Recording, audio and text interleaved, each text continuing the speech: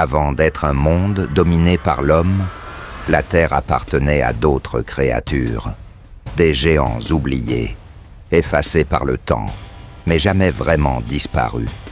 Aujourd'hui, le monde n'est plus celui que nous connaissions. La nature a repris ses droits, et avec elle, ses anciens maîtres. Les parcs ont disparu, les cages sont brisées, les murs censés protéger l'humanité n'étaient qu'une illusion, et personne n'a jamais refermé les portes.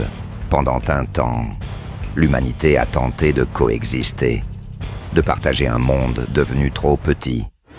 Mais la nature n'obéit à aucune règle, aucun traité, aucune promesse. Dans l'ombre, certains n'ont pas vu un désastre, mais une opportunité, une chance de contrôler l'incontrôlable, d'exploiter ce qui aurait dû rester sauvage. Ils ont appelé cela une renaissance, un nouveau départ, un monde réécrit par la science, modifier le passé pour contrôler l'avenir.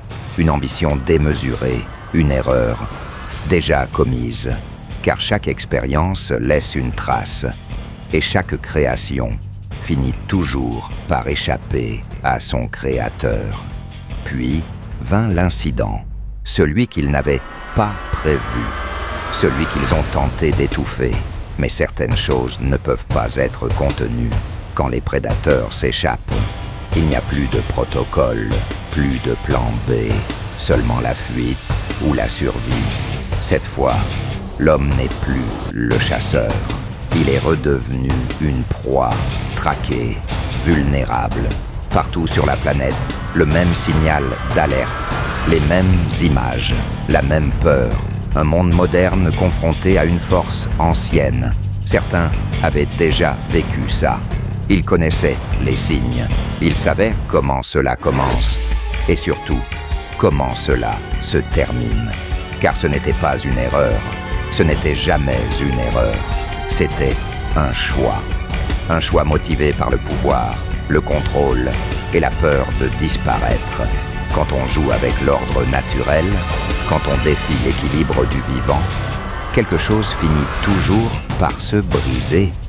Et le plus grand monstre n'a jamais été un dinosaure. Le véritable danger porte un visage humain. Il restait une solution, une seule, risquée, définitive. Un dernier pari contre la nature elle-même, retourner là où tout a commencé, sur une terre maudite. Un sanctuaire devenu piège, là où chaque pas peut être le dernier. Car la nature n'accorde jamais de seconde chance. Elle observe, elle attend, et elle reprend toujours ce qui lui appartient. Survivre exige parfois de tout perdre, des vies, des certitudes, des illusions. Après cela, le monde ne pourra plus jamais être le même. Un nouvel équilibre est né, instable, dangereux, irréversible. Et une question demeure, une question que l'humanité n'a jamais vraiment osé affronter. Et si la Terre n'avait jamais été la nôtre ?